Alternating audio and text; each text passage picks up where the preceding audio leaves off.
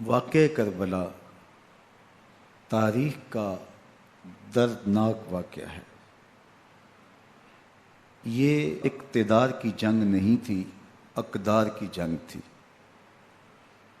دو شخصیتوں کی لڑائی نہیں تھی، دو نظریات کا ٹکراؤ تھا۔ یہ حق اور باطل کا معرکہ تھا۔ یزید ظلم کا استعارہ ہے، حسین ابن علی امن کی علامت ہے۔ یزید جبر کا پتلا ہے، حسین صبر کا پیکر ہے۔ یزید اپنی بدطینت فطرت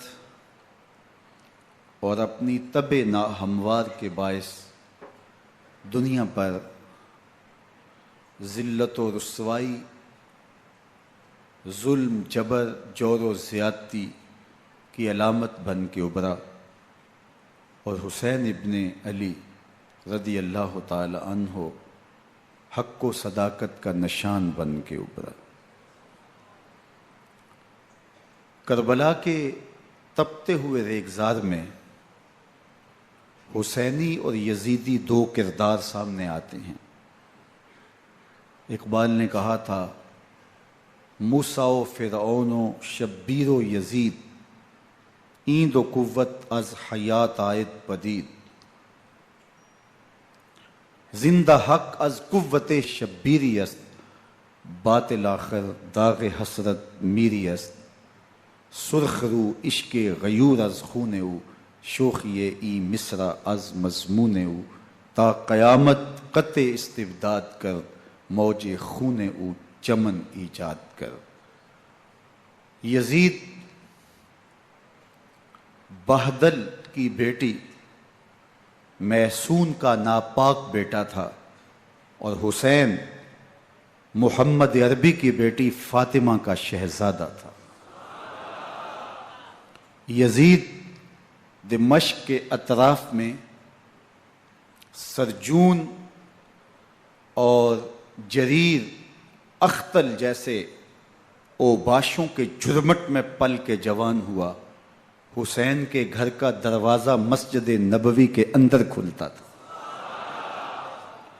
یزید نشے میں دھت ہو کر کے نمازیں چھوڑ دیتا تھا۔ حسین کی کربلا کے اندر بھی نماز تہجد قضا نہیں ہوئی۔ یزید ظلم کا دوسرا نام ہے، حسین امن کی علامت ہے۔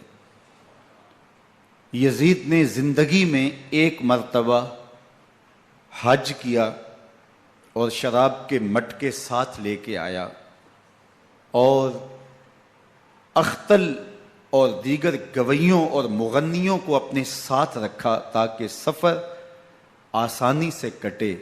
حسین ابن علی نے 25 حج سواری ہونے کے باوجود پیدل کیے۔ یزید حج بیت اللہ کے بعد مدینہ المنورہ آیا اور شراب کی ایک مجلس بپا کی۔ حضرت امام حسین رضی اللہ تعالی عنہ جب وہاں پہنچے تو شراب کی پھیلی ہوئی بدبو کو محسوس کرتے ہوئے فرمایا، یہ بو کیسی ہے؟ تو نشے میں دھت یزید بولا، یہ شام میں بنتی ہے، اور ایک جام منگوایا اور اس کو پیتے ہوئے دوسرا جام حضرت امام حسین رضی اللہ تعالی عنہ کی طرف بڑھاتے ہوئے کہا، ابا عبداللہ لیجئے۔ تو حضرت امام حسین رضی اللہ تعالی عنہ نے فرمایا، میں اس کی طرف دیکھتا بھی نہیں ہوں، اور پھر وہ عشقی اشعار پڑھنے لگا۔ جب یزید کی شراب نوشی کا منظر امام حسین رضی اللہ تعالی عنہ اپنی آنکھوں سے دیکھ چکے تھے، تو مجھے بتاؤ یزید کے ہاتھ پہ امام حسین کا پاک ہاتھ کیسے آتا؟ حضرت امام حسین رضی اللہ تعالی عنہ جس ماحول میں پلے تھے، جس ماحول میں پرورش پائی تھی، جس ماحول میں رہے تھے، وہ پاکیزہ اور تقدس مآب ماحول تھا۔ اور یزید کبھی اطراف دمشق میں، کبھی غوطہ میں، کبھی الخضرہ محل میں، اور کبھی کہاں داد عیش دیتا رہا اور لہو و لعب کے اندر مصروف رہا، اور اس کی زندگی ان چیزوں سے عبارت تھی. وہ محرمات کو حلال قرار دیتا، شراب نوشی اس کی ہڈیوں میں رچی ہوئی تھی، اور شریعت بیضا کا مذاق اڑایا کرتا. اور حسین ابن علی رضی اللہ تعالی عنہ کی دوستیاں جن لوگوں سے تھی وہ عبداللہ ابن عباس تھے، عبداللہ ابن عمر تھے، حضرت عبد الرحمن بن ابو بکر رضی اللہ تعالی عنہ تھے. یزید تو جوا کھیلتا رہا، یزید تو قمار بازی کرتا رہا، یزید تو شراب نوشی کرتا رہا، اور حسین ابن علی مسجد نبوی کے ممبر میں حضور کے پہلوؤں میں بیٹھتے رہے. زمانے نے وہ منظر دیکھا کہ سرخ رنگ کے جوڑے پہنے ہوئے حسنین کریمین حجرہ فاطمہ سے نکلتے ہیں. کم عمری کی وجہ سے کبھی گرتے ہیں کبھی سنبھلتے ہیں، اور آقا کریم خطبہ ارشاد کر رہے ہیں، خطبہ چھوڑ کے حضور نے شہزادوں کو اٹھا لیا. وہ منظر بھی زمانے نے دیکھا. حضرت عبداللہ بن شداد کہتے ہیں کہ حضور سجدے میں تھے اور سجدہ اتنا طویل ہو گیا، ہمیں لگا یا تو وحی کا نزول ہو رہا ہے یا پھر اللہ کا حکم آ گیا اور اللہ کے محبوب کی روح قبض کر لی گئی. لیکن میں نے جب نظریں اٹھا کے ننکیوں سے دیکھا تو کیا منظر تھا کہ حسین ابن علی حضور کی پشت پہ بیٹھے ہوئے اور میرے آقا سجدے کو طول دے رہے ہیں. اللہ اکبر. حسین کے لیے پیغمبر کے سجدوں کو طول دیا جا رہا ہے. حسین ابن علی کبھی ممبر پہ حضور کی اطراف میں بیٹھتے ہیں. وہ منظر بھی دنیا نے دیکھا کہ حضور کے مبارک کندھوں پر حسین ابن علی بیٹھے ہیں اور حضور کی زلفوں کو پکڑا ہوا ہے. تو حضرت عمر رضی اللہ تعالیٰ عنہ دیکھ کے کہتے ہیں واہ واہ کیسی سواری میسر آئی حسین ابن علی کو. تو میرے آقا مسکرا کے کہتے ہیں عمر سواری دیکھتے ہو سوار بھی تو دیکھو. اللہ اکبر. حضرت اسامہ بن زید بن حارثہ رضی اللہ تعالیٰ عنہ فرماتے ہیں رات کا ایک پہر گزر گیا اور مجھے حضور سے کوئی کام تھا. میں آقا کریم کی خدمت میں حاضر ہوا، در دولت پہ دستک دی. حضور تشریف لائے تو چادر اوڑی تھی، بکل کی ہوئی تھی میرے حضور نے. تو میں نے اپنی حاجت کہی تو حضور نے میری حاجت پوری کر دی. لیکن ایک منظر میں نے دیکھا کہ حضور نے جو چادر کی بکل فرمائی تھی اس کے اطراف میں پہلوؤں میں ابھار تھے جس طرح اندر کوئی ہو. مجھ سے نہ رہا گیا، میں نے پوچھ لیا. میں نے کہا بندہ نواز چادر کے اندر کیا ہے؟ فکاشفہ. تو حضور نے چادر کو کھول دیا. فائز الحسن والحسین علی ورکہ. تو کہتے ہیں میں نے اپنی آنکھوں سے دیکھا ایک پہلو سے امام حسین لپٹے ہوئے تھے، ایک پہلو سے امام حسن لپٹے ہوئے تھے. فرمایا یہ میرے بیٹے ہیں، یہ میری بیٹی کے بیٹے ہیں. اے اللہ میں ان سے پیار کرتا ہوں، تو بھی ان سے پیار کر، جو ان سے پیار کرے اس سے بھی پیار کر. ان کی محبت کا درس دیا، ان کے پیار کا سبق پڑھایا. کہا ان سے پیار کرنے والا میرے سے پیار کرنے والا، ان سے بغض رکھنے والا میرے سے بغض رکھنے والا. ان کی تکلیف حضور کو بے چین کر دیتی. حضرت سیدہ فاطمہ الزہرا رضی اللہ تعالی عنہ کے گھر کے قریب سے گزرے. حضرت امام حسین کے رونے کی آواز آ رہی تھی. تو آقا کریم علیہ السلام نے فرمایا کہ فاطمہ حسین کو چپ کرواؤ. اللہ تعالیٰ میں انا بقاءہ یوزینی، تو جانتی نہیں حسین کا رونا مجھے دکھ دیتا ہے. حسین ابن علی کو رونے نہیں دیتے تھے، ان کو دکھی نہیں ہونے دیتے تھے، کیونکہ رسول اللہ صلی اللہ علیہ وسلم جانتے تھے کہ یہ کتنے دکھ سہے گا، کتنی تکلیفوں سے گزرے گا اور کتنے مصائب سہے گا. زمانے نے وہ گھڑیاں بھی دیکھیں کہ حضرت حذیفہ بن یمان رضی اللہ تعالیٰ عنہ فرماتے ہیں کہ میں حضور کی خدمت میں نماز مغرب کی ادائیگی کے لیے حاضر ہوا، اور میں نے یہ اجازت خاص طور پہ اپنی ماں سے اس شرط پہ لی تھی کہ امی آپ مجھے اجازت دیں، میں حضور کی خدمت میں حاضر ہوتا ہوں، مغرب کی نماز بھی ادا کروں گا اور پھر حضور سے عرض کروں گا حضور میرے لیے اور میری ماں کے لیے بخشش کی دعا کر دیجئے. ماں نے اس شرط پہ اجازت دے دی اور میں حضور کی خدمت میں آ گیا.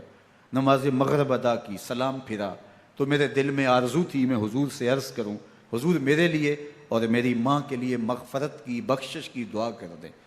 لیکن حضور عبادات میں، ذکر میں، نوافل میں ایسے مشغول ہوئے کہ میں آرزو رکھنے کے باوجود بھی عرض نہ کر سکا. خیر نماز عشاء کا وقت ہوا. اذان پکاری گئی، حضور مصلی پہ آئے، نماز پڑھی، سلام پھرا، تو میرے دل میں پھر خیال آیا کہ ماں سے ایک نماز کی چھٹی لی تھی، نمازیں بھی 2 ہو گئیں، ماں نے جاتے پوچھنا ہے، حضور سے میرے لیے اور اپنے لیے مغفرت کی، بخشش کی دعا کروائی تھی، تو کیا جواب دوں گا؟ اور حضور اٹھے اور کاشانہ اقدس کی طرف چل دیے۔ اب میرے دل میں یہ خیال رہ کے آ رہا تھا کہ ماں کو کیا جواب دوں گا؟ میں تو حضور سے بخشش و مغفرت کی دعا کروا ہی نہیں سکا۔ جب حضور چل پڑے تو غیر ارادی طور پہ میں بھی حضور کے پیچھے چل پڑا۔ چلنے میں تھوڑی سی رفتار تیز ہو گئی، جس سے قدموں کی آہٹ پیدا ہوئی، تو جب آواز پیدا ہوئی تو حضور نے رخ پھیرے بغیر فرمایا، من ھذا، میرے پیچھے پیچھے کون آ رہا ہے؟ پھر خود ہی کہا، حذیفہ تو نہیں؟ تو میرا دل دھڑک رہا تھا، قلت نعم، میں نے کہا جی جی حضور، میں حذیفہ ہوں۔ فرمایا، ما حاجتک، غفر اللہ لک ولامک، کیا کام ہے؟ اللہ تجھے بھی بخش دے، تیری ماں کو بھی بخش دے۔ اب جو کام تھا وہ جنبش لب سے پہلے ہی ہو گیا، یہاں تو لفظوں کا سہارا بھی نہیں لینا پڑتا، وہ بند لبوں کی بولیاں بھی سنتے ہیں۔ اقبال بولا ہے، فروغت صبح آثار و دہور، چشم تو بھی نندائے ما فی الصدور، تیری نظر تو سینوں کے چھپے راز بھی دیکھتی ہے۔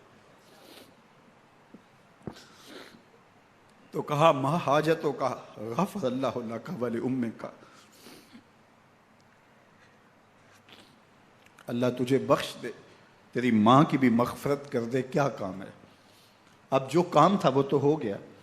تو میرے حضور نے ارشاد فرمایا، حذیفہ سنو، ابھی ایک فرشتہ آیا ہے جو اس سے قبل دھرتی پر پہلے کبھی نہیں آیا، آج پہلی مرتبہ اللہ سے اجازت لے کے 2 کام کرنے آیا ہے۔ ایک تو مجھے سلام کرنے آیا ہے، اور دوسرا خوشخبری دینے آیا ہے کہ آپ کی بیٹی فاطمہ جنتی عورتوں کی سردار ہے، اور حسن اور حسین جنتی جوانوں کے سردار۔ ایک طرف یزید ناپاک میسون کا پلیت بیٹا، اور ایک طرف محمد عربی کا نواسا، فاطمہ کے دودھ کا اثر، علی المرتضیٰ کے خون کی تاثیر، رسول اللہ صلی اللہ علیہ وسلم کے کندھوں پہ بیٹھنے والا۔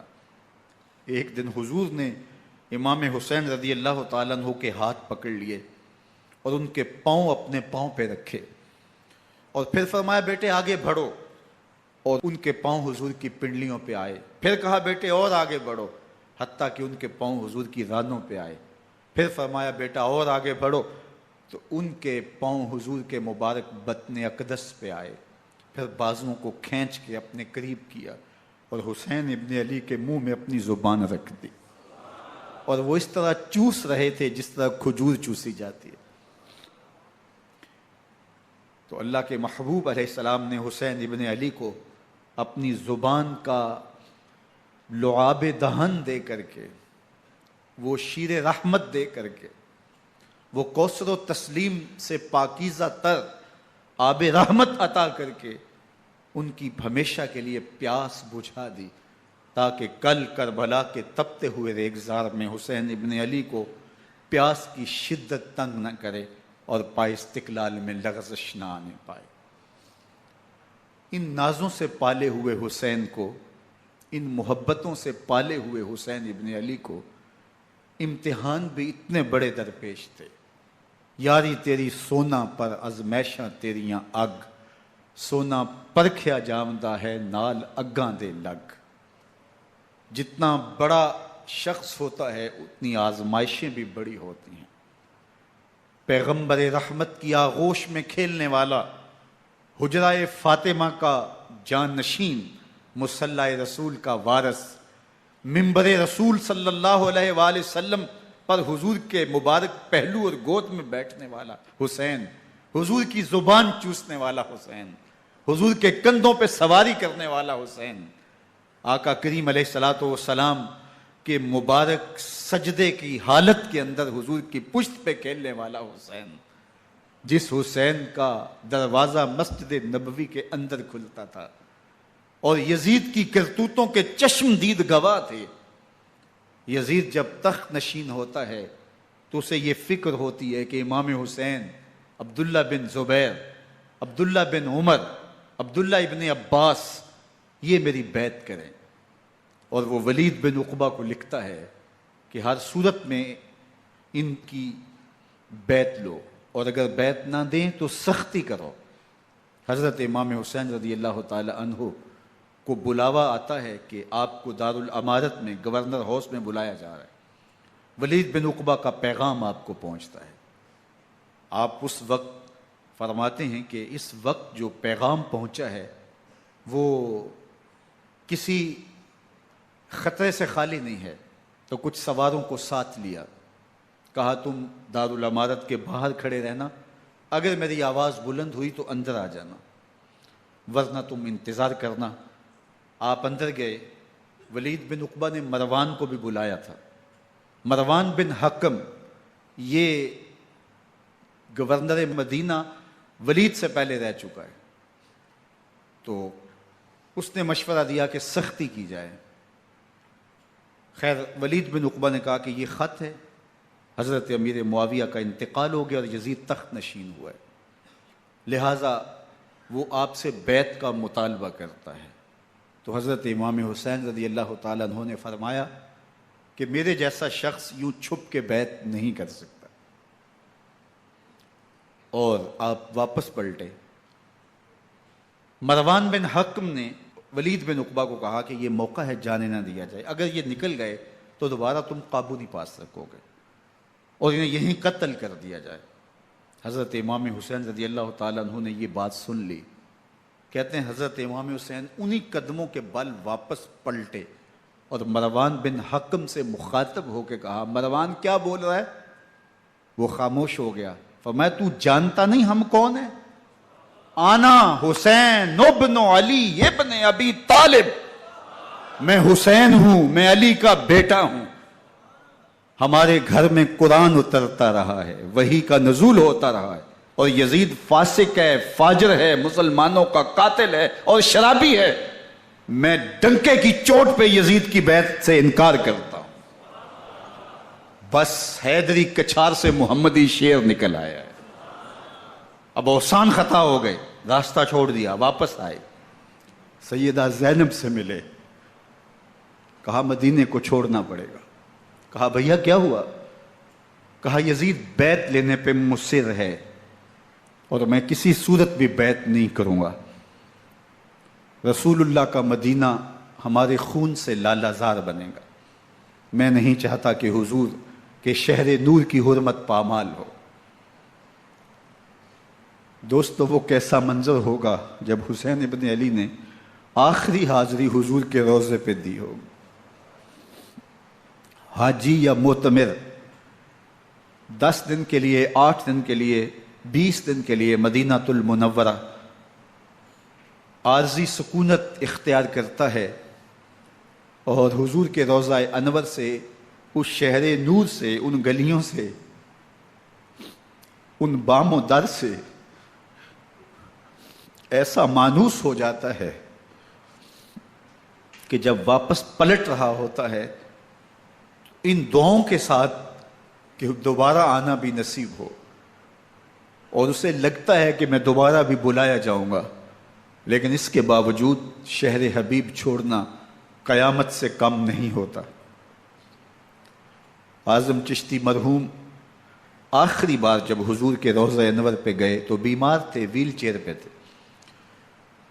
باب بقی سے باہر نکلے تو خادم سے کہا کہ میری ویل چیئر پیچھے سے کھینچو تاکہ میرا رخ روضہ انور کی طرف رہے، اور وہ پیچھے سے کھینچتا چلا جا رہا ہے، اور جب باب مکہ سے پیچھے جنت البقیع کے قریب سے گنبد خضرا نگاہوں سے اوجل ہونے لگا تو اعظم چشتی مرحوم نے کہا، جان بدن سے نکلتی ہے اعظم، جان بدن سے نکلتی ہے اعظم، کوئی آسان ہے مدینے سے جدا ہونا، کوئی آسان ہے مدینے سے جدا ہونا۔ یہ اس شخص کی کہانی ہے جو 10 دن، 5 دن، مہینہ، 2 ماہ وہاں رہتا ہے، اور پھر اس شہر کو چھوڑ کے آنا اس کے لیے آسان نہیں ہوتا۔ اور مجھے بتاؤ کہ حسین جو پیدا مدینے میں ہوا، جس کے گھر کا دروازہ مسجد نبوی کے اندر کھلتا تھا، جو مسجد نبوی کے اندر پرورش پا کے جوان ہوتا ہے اور مدینے کی گلیوں میں کھیلتا رہا، اس حسین ابن علی کے لیے مدینہ چھوڑنا، اور پھر وہ اس بات کا علم اور شعور رکھتے تھے کہ یہ آخری بار حضور کے در پہ حاضری ہے، دوبارہ اس شہر نور میں نہیں آ سکوں گا، تو کیا قیامت ہوگی اور کیا منظر ہوگا۔ محمد بن حنفیہ کے علاوہ خاندان نبوت کے جتنے لوگ تھے ان سب نے شہر مدینہ کو الوداع کہا، اور رات کے موقع میں مدینہ المنورہ کو، مسجد نبوی کو چھوڑ کر کے مکہ کی جانب عازم سفر ہوئے۔ 3 شعبان المعظم کو مکہ المکرمہ پہنچتے ہیں، ادھر کوفیوں کے خطوط آنے شروع ہو جاتے ہیں۔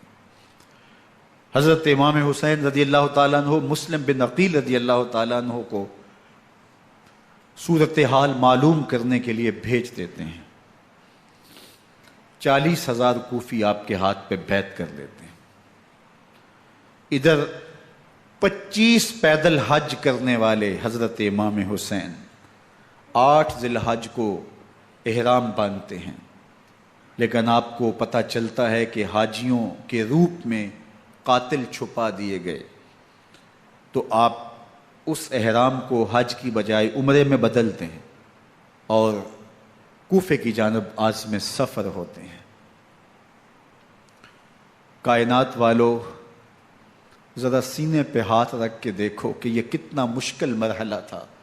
اس دین کی آبرو کو بچانے کے لیے حضرت امام حسین رضی اللہ تعالیٰ عنہ نے کتنا بڑا قدم اٹھایا۔ آپ کے بہی خواہ، دوست، احباب عبداللہ بن عمر یہ سارے روکتے ہیں، عبداللہ بن عباس کہتے ہیں حضرت نہ جائیے، الکوفی لا یوفی، کوفی کبھی وفا نہیں کرتے، آپ کے والد کو وہاں شہید کیا گیا، لیکن آپ ایک فرض کو نبھانے جا رہے ہیں۔ میرے غم گسارو، میرے مہربانوں، نہ روکو مجھ کو جانے دو، مجھے نانے کے دی کی ڈوبتی کشتی بچانے دو، میں جاتا ہوں کہ دنیا پر وفا کا نام رہ جائے، میں رہوں نہ رہوں پر عظمت اسلام رہ جائے۔ میں نہیں جاتا تو نبی کے گھر کی آن جاتی ہے، میں نہیں جاتا تو نبی کے گھر کی آن جاتی ہے، تمہارا دین جاتا ہے میری غیرت ایمان جاتی ہے۔ حضرت امام حسین یہاں سے چلتے ہیں، ابھی راستے میں ہی پہنچتے ہیں کہ یہ خبر آتی ہے کہ کوفے والوں نے بے وفائی کر دی، حضرت مسلم بن عقیل رضی اللہ تعالیٰ عنہ کو شہید کر دیا گیا، نعمان بن بشیر معزول کر دیے گئے، ابن مرجانہ ابن زیاد وہاں متعین کر دیا گیا جو سخت گیر شخص تھا، اور اس نے لوگوں کو ڈرایا دھمکایا اور کوفے کے لوگوں کے دل بدل گئے اور وہ بیتیں توڑنے لگے۔ وہ منظر مسجد کوفہ کا کتنا دلگداز تھا، جب امام نماز کے لیے کھڑے ہوئے تو 40,000 لوگ آپ کے پیچھے تھا، جب سلام پھیرا اور امام نے دیکھا کہ پیچھے لوگ نہیں ہیں، پھر لوگوں نے اپنے دروازے بھی بند کر لیے۔ رات کی تنہائیاں ہیں اور حضرت مسلم بن عقیل کو کوئی پناہ دینے والا نہیں ہے، لوگوں نے دروازے بند کر لیے کہ کہیں ہمارے گھر میں نہ آ جائیں اور ہم مشقت اور حکومتی تشدد کا شکار نہ ہوں۔ کتنا دردناک لمحہ ہے حضرت مسلم بن عقیل رضی اللہ تعالیٰ عنہ پہ، اور پھر حضرت مسلم بن عقیل بے دردی سے شہید کر دیے جاتے ہیں۔ آپ ابھی راستے میں ہیں، یہ ساری کہانی پہنچتی ہے کہ حضرت مسلم شہید کر دیے گئے اور بے دردی سے شہید کر دیے گئے۔ وہ جنہوں نے خط لکھے تھے کہ ہم آپ کے ساتھ ہیں اور ہم منتظر ہیں، چشم برا ہیں، آپ کے قدموں کی چاپ سننے کے لیے بےتاب ہیں، آج انہوں نے بیتیں توڑ دی، 40,000 کوفی منحرف ہو گئے۔ مسجد کوفہ کا وہ منظر کس قدر روح کو تڑپا دینے والا تھا۔ ہم پچھلے سال عصر اور مغرب کے درمیان جب کوفہ پہنچے تو سورج ڈوبنے کے قریب تھا۔ میں نے اپنی زندگی میں اتنا اداس موسم کہیں نہیں دیکھا جتنا اداس موسم کوفے میں دیکھا۔ ایسے لگتا تھا جس طرح کوفے کی آب و ہوا آج بھی شرمندہ ہے۔ جو مسلم بن عقیل اور خاندان نبوت کے ساتھ اہل کوفہ نے کیا، حضرت امام حسین رضی اللہ تعالیٰ عنہ کو ان کے بہی خواہوں نے، اعزاء نے، اقربا نے، دوستوں نے، آوان و انصار نے، ساتھیوں نے کہا کہ حضرت حالات یکسر تبدیل ہو گئے، اب ہمیں مراجعت کر جانی چاہیے، واپس پلٹ جانا چاہیے۔ تو حضرت امام حسین کافی سوچ بچار میں رہے، پھر اس کے بعد آپ نے فیصلہ کیا کہ ہم آگے بڑھیں گے۔ دوستوں نے کہا کہ حضرت اگر آپ آگے بڑھیں گے تو ہمیں لگتا ہے کہ وہ آپ کے ساتھ سلوک اچھا نہیں کریں گے اور آپ بچوں کے سامنے پیاسے شہید کر دیے جائیں گے۔ تو حضرت امام حسین رضی اللہ تعالیٰ عنہ نے وہاں ایک خطبہ ارشاد فرمایا کہ لوگوں تم جو مجھے بتا رہے ہو مجھے اچھی طرح معلوم ہے، جو تم مجھے منظر پیش کر رہے ہو وہ میری نگاہوں میں ہے، اور جو کچھ ہونے والا ہے چشم تصور وہ منظر دیکھ رہی ہے۔ چونکہ حضرت امام حسین رضی اللہ تعالیٰ عنہ کی شہادت کی خبر حضرت امام حسین کے پیدا ہوتے ہی خاندان نبوت میں عام تھی۔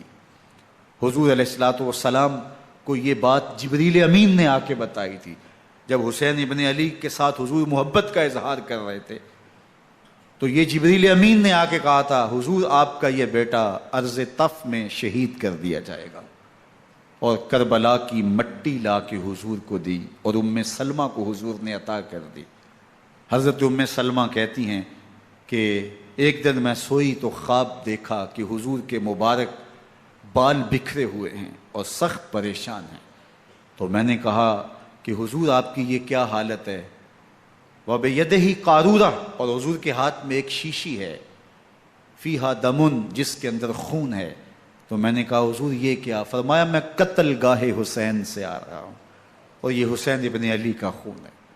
تو کہا 10 محرم کا دن تھا، دوپہر کا یہ منظر تھا، میں کیلولہ کر کے اٹھی، جب میں نے دیکھا تو وہ شیشی جس میں کربلا کی مٹی رکھی تھی وہ خون بن چکی تھی۔ تو یہ خبر پہلے دی گئی تھی، یہ بتا دیا گیا تھا۔ فرمایا میرے دوستو جو تم مجھے بتاتے ہو میں اس سے بے خبر نہیں ہوں، یہ سب کچھ ہونے والا ہے، لیکن اس کے باوجود میں کیوں جا رہا ہوں؟ تو آپ کا ایک تاریخ ساز جملہ ہے جو کربلا کے فلسفے کو ہمارے سامنے رکھتا ہے کہ یہ اتنا بڑا امتحان کیوں دیا۔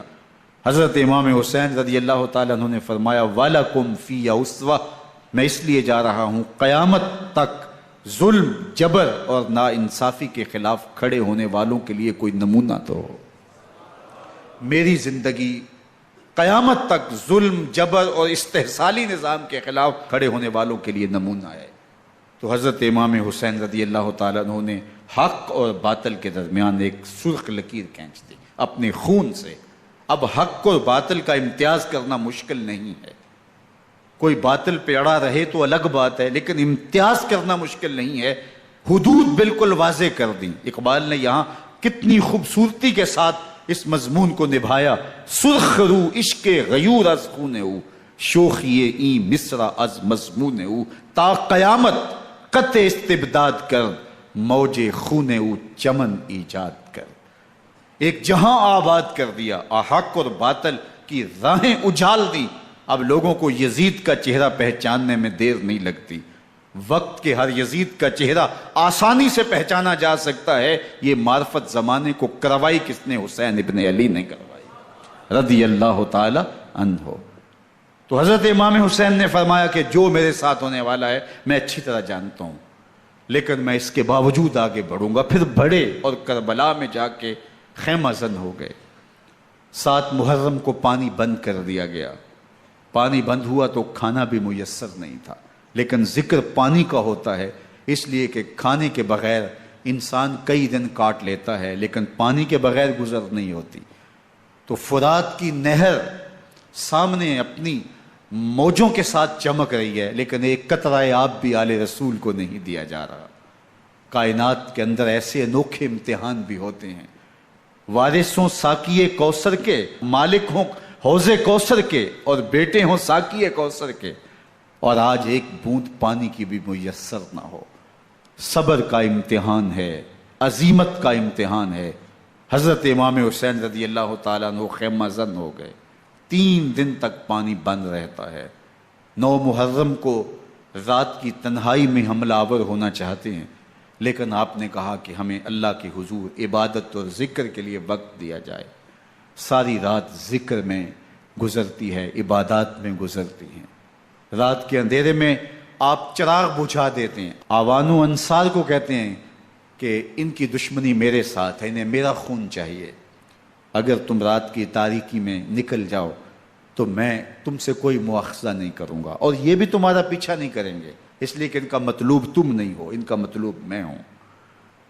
جب چراغ جلایا تو کوئی بھی نہیں گیا۔ مسلم بن نوسجہ کھڑے ہو کے کہتے ہیں حضرت اگر ہمارے بدن کو 70 بار کاٹا جائے اور جلایا جائے اور ہواؤں میں اڑا دیا جائے پھر بھی آپ کا ساتھ نہیں چھوڑیں گے۔ 70 سال کے بوڑھے ہیں حبیب بن مظاہر، کہتے ہیں حضرت آپ کو چھوڑ کے جائیں کہاں، آپ کو چھوڑ کے جائیں کہاں؟ کوئی ساتھ چھوڑنے کے لیے تیار نہیں ہے۔ پیاس ہے، سخت گرمی ہے، کربلا کا ماحول ہے، 72 افراد اور خاندان کی خواتین میدان کربلا میں خیمہ زن ہیں۔ دوسری طرف لشکر اعداء اشقیا 22,000 کی تعداد میں مقابلے میں، ایک روایت 30,000 کی ہے۔ ان صرف 72 پیاسے لوگوں کے لیے اتنے لوگوں کو جمع کرنے کا مقصد خوف زدہ کرنا تھا۔ شرط ہے کہ یا یزید کی بیعت کر لیں، محاصرے توڑ دیں گے، پانی دستیاب ہوگا، اعزاز و اکرام سے نوازا جائے گا، خزانوں کے منہ کھول دیے جائیں گے۔ لیکن حسین ابن علی کہتے تھے سب کچھ لٹ جائے گا، باطل کے ہاتھ پہ ہاتھ نہیں رکھوں گا۔ اللہ اکبر۔ اب صبح طلوع ہوتی ہے، عاشور کا دن چڑھتا ہے، سورج اپنی پوری تمازت کے ساتھ گرمی برسا رہا ہے۔ آج خاندان نبوت کا امتحان زمانے نے دیکھنا ہے۔ رسول اللہ کا لعاب چوسنے والا اس کے صبر کا آج امتحان ہے، حضور کے کندھوں پہ کھیلنے والے حسین کا آج امتحان ہے۔ اللہ اکبر۔ حسین ابن علی تمام حجت کرتے ہیں میں نے تمہارا کچھ نہیں بگاڑا، میں نے کسی کا خون نہیں کیا، میں نے کوئی زیادتی نہیں کی، تم کیوں میرے قتل کے در پہ ہو؟ تم جانتے نہیں میں کون ہوں؟ میں تمہارے نبی کا نواسا ہوں، رسول اللہ صلی اللہ علیہ وآلہ وسلم کے کندھوں پہ کھیلتا رہا ہوں، حضور کا لعاب چوستا رہا ہوں، اور میں بوسہ گاہے رسول صلی اللہ علیہ وآلہ وسلم ہوں۔ لیکن ان اشقیاء کے دل پر کوئی چیز اثر انداز نہیں ہوتی۔ ایک ہور ہے، اللہ اس کے دل میں نرمی ڈالتا ہے۔ پہلے تو امام حسین کو گھیر کے لے کر کے آتا ہے، لیکن بعد میں وہ قافلہ یزید سے قافلہ حسین کی طرف آ جاتا ہے۔ امام حسین فرماتے تو دنیا میں بھی ہور ہے، آخرت میں بھی ہور ہے، آزادی مل جاتی ہے۔ باقی 22,000 کا لشکر جرار امام حسین کے قتل کے در پائے ہے۔ پھر تاریخ نے خاندان نبوت کا وہ انوکھا امتحان دیکھا۔ حضرت امام حسین کے بچے بالخصوص خواتین پیاس کی شدت میں حلق خشک ہیں۔ حضرت سکینہ تڑپ کے اپنے باپ سے کہتی ہیں کہ مجھے 6 ماہ کے علی اصغر کی پیاس نہیں دیکھی جا رہی۔ بچے کو ہاتھوں پہ اٹھاتے ہیں اور نہر فرات کے کنارے پہنچ کے فرماتے ہیں اشقیاء سے مخاطب ہو کے تمہارا معاملہ میرے ساتھ ہے، اس 6 ماہ کے بچے نے تمہارا کچھ نہیں بگاڑا، اور چلو بھر کے اس کا حلق سیراب کرنا چاہتے ہیں۔ ایک 2 شاخہ تیر آتا ہے جو حضرت علی اصغر کے گلے کو چیر دیتا ہے۔ راوی لکھتے ہیں کہ وہ عام تیر نہیں تھا، جانوروں کو شکار کرنے کے لیے جو بڑے تیر ہوتے ہیں وہ 2 شاخہ تیر تھا۔ وہ گردن کو کاٹ دیتا ہے، خون بہنے لگتا ہے، گردن لٹک جاتی ہے۔ حضرت امام حسین وہ بہتا ہوا خون اپنے چلو میں لیتے ہیں اور آسمان کی طرف اچھال کے کہتے ہیں مالک حسین کی یہ قربانی بھی قبول فرما۔ یہ تماشا لبے بام نہیں ہے۔ بچہ بیمار ہو، ڈاکٹر جواب دے دیں، ماں باپ کے ہاتھ پھول جاتے ہیں۔ زندگی کی سانسیں ابھی چل رہی ہوتی ہیں، لیکن ڈاکٹر کہے کہ یہ میرے بس کا روگ نہیں ہے، کہیں اور لے جاؤ، تو زندگی کا لف و نشر غیر مرتب ہو جاتا ہے۔ میں سلام پیش نہ کروں حسین ابن علی کو، 6 ماہ کا علی اصغر ہاتھوں میں دم توڑتا ہے، گردن لٹک جاتی ہے، خون بہ رہا ہے۔ اب خیموں کی طرف بڑھ رہے ہیں لیکن زبان پہ شکایت نہیں ہے، کہتے ہیں مالک حسین کی یہ قربانی قبول کر لے۔ اب خیموں کی طرف آنا، شہر بانوں ام رباب سیدہ زینب حضرت سکینہ سلام اللہ علیہا کا سامنا کوئی آسان کام نہیں تھا، لیکن حسین ابن علی آتے ہیں، شہزادے کو یہاں خیموں کے قریب رکھ کے کہتے ہیں کہ یہ حوض کوثر سے سیراب ہو گیا ہے۔ اللہ اکبر، کوہرام مچ جاتا ہے خیموں کے اندر، کیا منظر ہوگا اور ان کو کن الفاظ کے پیرائے میں ڈھال کر کے ان کیفیات کو بیان کیا جا سکتا ہے جو اہل بیت کے خیموں کے اندر علی اصغر کی شہادت کے بعد کا منظر رقم ہو رہا ہوگا۔ اللہ اکبر، ادھر اشکیا آوازیں دے رہے ہیں، مبارزت کے لیے پکار رہے ہیں۔ زمانے نے پھر وہ منظر بھی دیکھا کہ جوان بیٹے کو 18 سال کی کمائی حضرت امام حسین میدان عمل میں بھیج رہے ہیں۔ وہ علی اکبر جو حسین کا نور نظر ہے، آنکھوں کا قرار ہے، دل کی تسکین ہے۔ اور پھر حضرت علی اکبر جب گھوڑے کی زین سے فرش زمین پہ گرتے ہیں تو باپ کو آواز دیتے ہیں، اور حضرت امام حسین جو ہے وہ آگے جا کے بیٹے کی لاش اٹھاتے ہیں۔ اللہ اکبر، 18 سال کے بیٹے کی لاش کو کندھوں پہ اٹھا کے خیموں تک لاتے ہیں اور ہاتھ پھیلا کے کہتے ہیں مالک حسین کی یہ قربانی بھی قبول فرما۔ کبھی قاسم بن حسن کی لاش اٹھا کے لاتے ہیں، کبھی اون و محمد کی لاشیں اٹھا کے لاتے ہیں، بتیجوں کی، بھانجوں کی، بھائی عباس کے کٹے ہوئے بازو اور زخموں سے چھدا ہوا لاشا۔ کیا کیا قیامتیں تھیں جو اس کربلا کے ایک میدان کے اندر نہیں توڑی گئیں۔ حضرت امام حسین پر دکھ پہ دکھ، تکلیفوں پہ تکلیفیں، اب 71 لاشیں اٹھا کے خیموں تک پہنچا چکے، اور ادھر مبارزت کی دعوت دی جا رہی، آؤ میدان عمل میں آؤ، اب دیر کیوں کر رہے ہو۔ رسول اللہ کا حرم، رسول اللہ کی شہزادیاں جو نازوں میں پلی تھیں، وہ کلیاں جو شبنم کا بوجھ بھی گوارا نہیں کر سکتی تھی، آج مصیبتوں کے پہاڑ ٹوٹ گئے۔ حضرت امام حسین کبھی شہربانوں کو، کبھی ام رباب کو دلاسا دیتے ہیں، کبھی حضرت زینب کو کہتے ہیں۔ حضرت زینب کربلا کے اس میدان کے اندر بڑے حوصلے کے ساتھ اپنے بھائی کے ساتھ کھڑی رہی، اپنے 2 بیٹے راہ خدا میں پیش کیے، ان کی لاشیں وصول کی، لیکن زینب جس جرأت کے ساتھ، جس پامردی کے ساتھ اس سارے منظر کو حوصلے کے ساتھ سہتی رہی، وہ یقیناً حوصلہ سیدہ زینب سلام اللہ علیہا کا ہی ہے۔ لیکن یہ وہ منظر تھا کہ زینب کا دل بھی ڈول گیا جب حسین ابن علی گھوڑے پہ بیٹھنے لگے، اور ان کو گھوڑے میں بٹھانے والا کوئی نہیں تھا، اور جو بھی سوار جاتا پھر واپس اس کی لاش ہی آتی اور حسین ابن علی لے کے آتے۔ آج حسین ابن علی جا رہے ہیں، زندگی کا سارا سرمایہ لٹ رہا ہے، حضرت زینب سلام اللہ علیہا سنبھل نہیں رہی۔ حضرت امام رضی اللہ تعالیٰ عنہ اٹھے اور آپ نے حضرت زینب کو صبر کی تلقین کی اور کہا کہ صبر ہی بہترین ذریعہ ہے اور اللہ کی قربت کا ایک بہترین سبب ہے، اور ان کو صبر کی تلقین کرتے ہوئے فرمایا کہ میرے بعد تم نے اس ذمہ داری کو سنبھالنا ہے، اور ان مخدرات اسلام کی، ان شہزادیوں کے پردے کی تم نے حفاظت کرنی ہے۔ اور پھر گھوڑے کی زین کس کے امام حسین لشکر اشکیا کی طرف بڑھتے ہیں۔ اب خیموں سے سسکیوں کی آواز آ رہی ہے، ان کا سردار، ان کا تاجدار آج سب کو چھوڑ کے کربلا کے میدان کی طرف بڑھ رہا ہے۔ جرم کیا کیا، قصور کیا کیا، اس نے کیا زیادتی کی کہ آج نیزوں اور انیوں کے مقابلے میں 22,000 کا لشکر حضرت امام حسین پہ ٹوٹ پڑتا ہے۔ آپ پھر تمام حجت کرتے ہیں میں نے کسی کو قتل نہیں کیا، خون ناحق نہیں بہایا، میرے خون کے درپے کیوں ہو، اپنی آخرت کیوں برباد کرتے ہو، تم جانتے نہیں میں کون ہوں، میں تمہارے نبی کا نواسا ہوں۔ لیکن ابن زیاد کہتا ہے مقابلے میں آؤ۔ پھر حضرت امام حسین رضی اللہ تعالیٰ عنہ مقابلے میں آتے ہیں، اور جب گھوڑے کو ایڑ لگا کے دشمن اشقیاء پہ ٹوٹتے ہیں تو پھر ایسا منظر ہوتا ہے کہ وہ بھیڑ بکریوں کی طرح آگے بھاگتے ہیں۔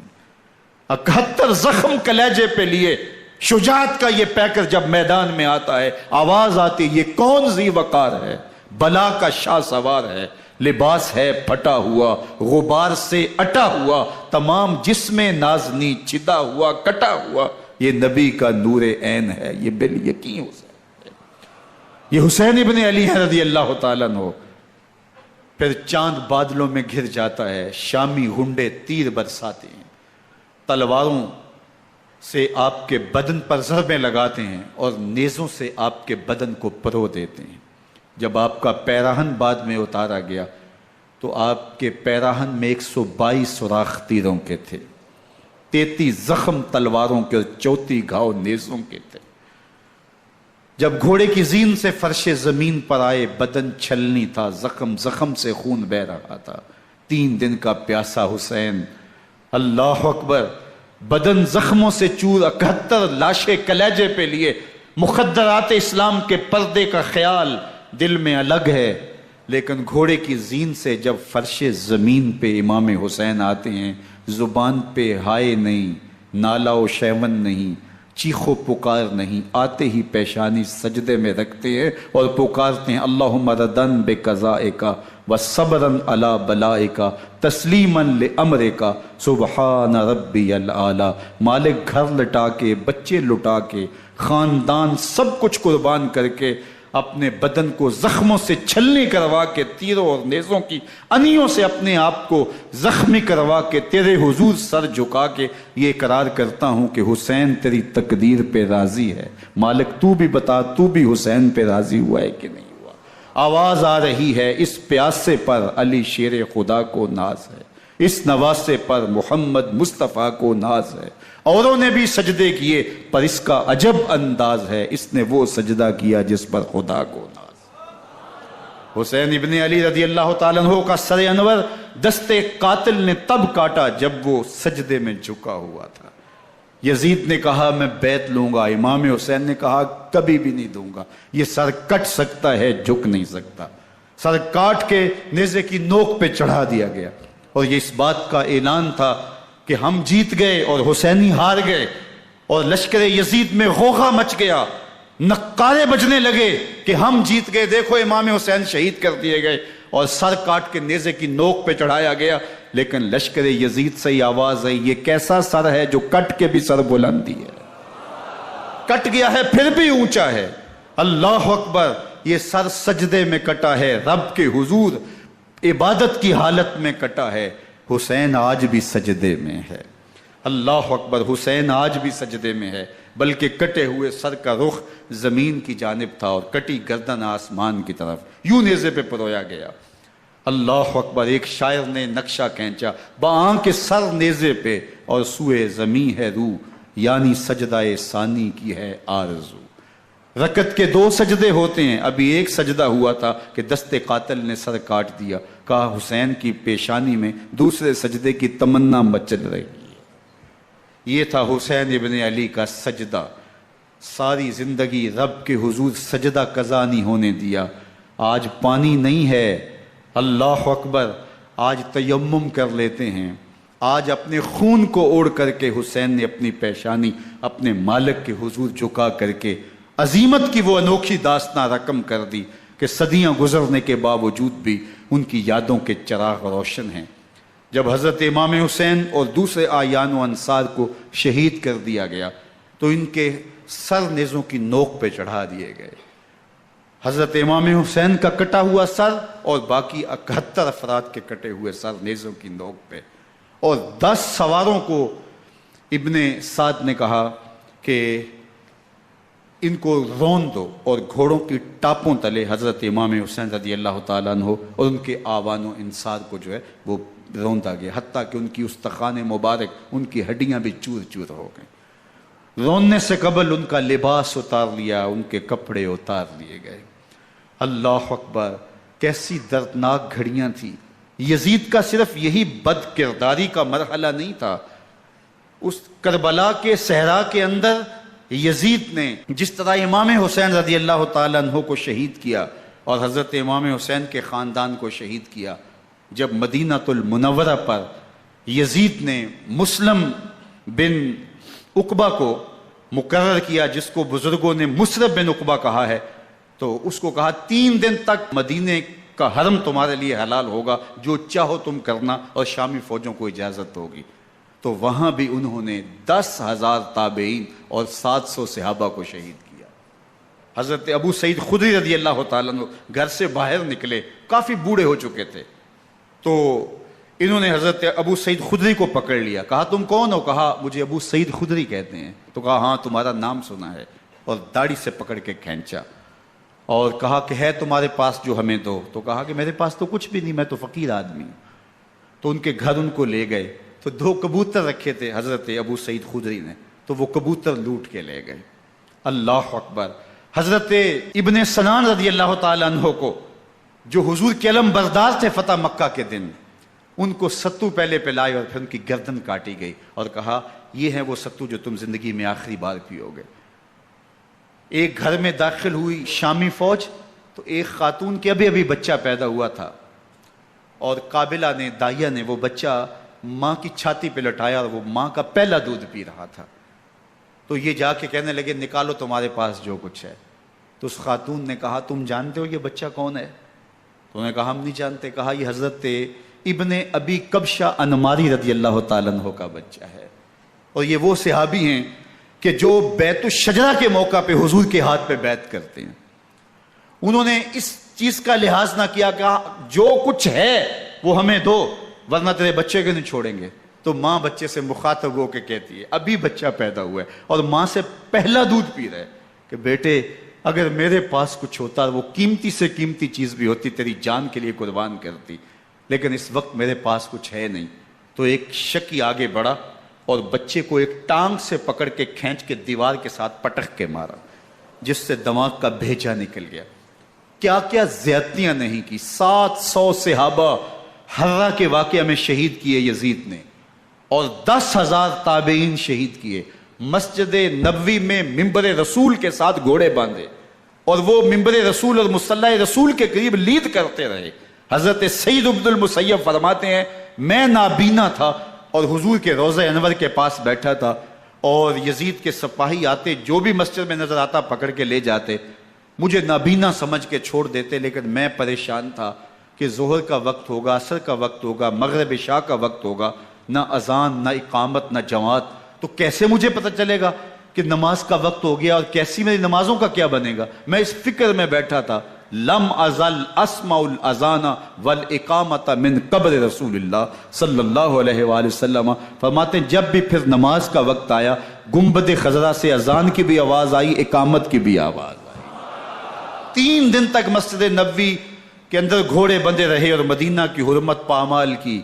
مدینہ کے گھروں کے اندر یہ بدکماش داخل ہوئے، اور جو بدکاریاں انہوں نے کی، کلیجہ منہ کو آتا ہے۔ 1002 شیزائیں ان بدکاروں کی بدکاریوں کی وجہ سے کنواری حالت کے اندر حاملہ ہوئی۔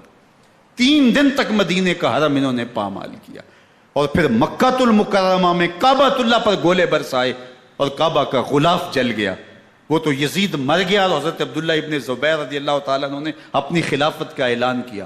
یزید کے یہ کرتوت تھے، ادھر اہل مدینہ کو ستایا، ادھر اہل مکہ کو ستایا، اور رسول اللہ صلی اللہ علیہ وسلم کے خانوادے کی بے حرمتی اور توہین کی۔ نہ صرف انہیں قتل کیا گیا، ان کی لاشوں پہ گھوڑے دوڑائے۔ ابن سعد اور شمر جو ہے وہ خیموں میں داخل ہوا، اور مخدرات اسلام کی چادریں چھیننے کی کوشش کی۔ حضرت زینب سلام اللہ علیہ نے مخاطب ہو کے کہا ہمارے چہرے کے رکھوالے چلے گئے ہیں، ظالم تو خیال نہیں کرتا ہم رسول اللہ کی بیٹیاں ہیں۔ حضرت شہربانو، حضرت زین العابدین اور حضرت زینب سلام اللہ علیہم، ان تینوں کو ایک اونٹ پہ باندھا گیا، اور باقی اونٹوں پہ باقی سادات کو، حضور کی شہزادیوں کو باندھا گیا، رسیوں میں جکڑا گیا، اور اونٹوں پہ باندھ کر کے کوفے کی جانب آگے آگے شہیدوں کے سر چل رہے ہیں، اور پیچھے یہ قافلہ چل رہا ہے۔ اور جب یہ قافلہ وہاں سے گزرا جہاں لاشیں پڑی تھیں، امام زین العابدین 14 سال کے تھے اور بیمار تھے، اور ان کا حوصلہ نہ ہوا، وہاں غشی ان کے اوپر آنے لگی، اور وہ منظر ابن کثیر نے، باقی لوگوں سب نے لکھا ہے کہ پھر جب ان کی یہ حالت ہوئی تو پھر سیدہ زینب سلام اللہ علیہ، جنہوں نے ابھی تک بڑے حوصلے کے ساتھ ساری مشکلات کا مقابلہ کیا تھا، اب ان کے بندن ٹوٹ گئے اور آنکھوں سے آنسو بہنے لگے، اور سیدہ زینب نے امام حسین رضی اللہ تعالیٰ عنہ کی لاش پہ کھڑے ہو کے، اور وہ روندی ہوئی لاش، ٹوٹی ہوئی ہڈیاں، اور وہ برینا بدن، کٹا ہوا سر نیزے کی نوک پہ، اور لاش یہ پڑی ہے، تو حضرت سیدہ زینب نے مدینے کی طرف منہ کر کے جو ہے وہ حضور سے فریاد کی، یا محمد آہو، یا محمد آہو، ھذا حسین بالآراء مزمل بالدماء، یا محمد آہو بناتوں کا سبایا۔ یا رسول اللہ، اے پیارے آقا، یا جد آہو، اے ہمارے نانا محترم، یہ دیکھیے آپ کا حسین پڑا ہوا ہے، بدن سے کپڑے اتار لیے گئے، خاک ہوائیں اڑا رہی ہیں، اور اس کے اوپر چادر جو ہے وہ مٹی کی پڑ گئی ہے، حضور آپ کی اولاد کاٹ دی گئی، اور پھر کہا بناتوں کا سبایا، حضور دیکھیے آپ کی بیٹیوں کے ہاتھ باندھ دیے گئے ہیں، اونٹوں پہ کس دیا گیا ہے، سر شہیدہ آگے آگے چل رہے ہیں، اور حضرت سیدنا امام حسین کا آگے آگے سر ہے۔ راستے کے اندر ایک جگہ آئی، رات گزری اور ان کو اتارا گیا۔ رات کا موقع تھا، ایک خاتون آئی اور اس نے کوئی کھانا پیش کیا ان کو، اور کہا کہ میں کسی زمانے میں حضرت سیدہ فاطمہ تو زہرا کی نوکری کیا کرتی تھی، ان کی لونڈی تھی، ان کی کنیز تھی، اور آج مجھے پتا چلا کہ آپ لوگ گزر رہے ہیں، تو میں نے کہا کہ میں اپنی مخدومہ کے خاندان کی خدمت کروں۔ اور پھر اس نے کہا کہ اس وقت سیدہ کی گود میں ایک 6-7 ماہ کی بچی تھی جس کو زینب کہا کرتے تھے، تو سیدہ زینب نے کہا کہ اماں اگر پہچانتی ہو تو وہ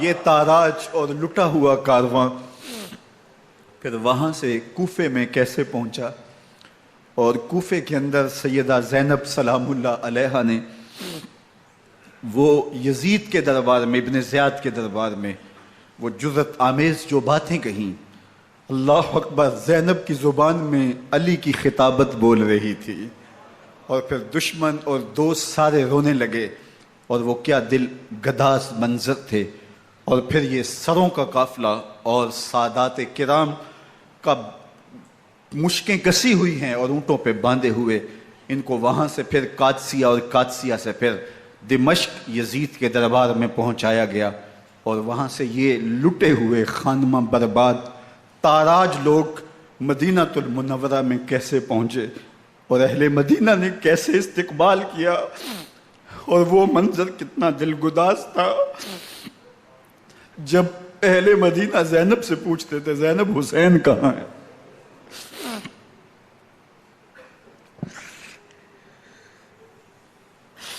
بے مروت بے وفا تیرا بھی کیا افسانہ ہے، جس نے اپنی ہی شمع کو گل کیا تو وہ پروانہ ہے۔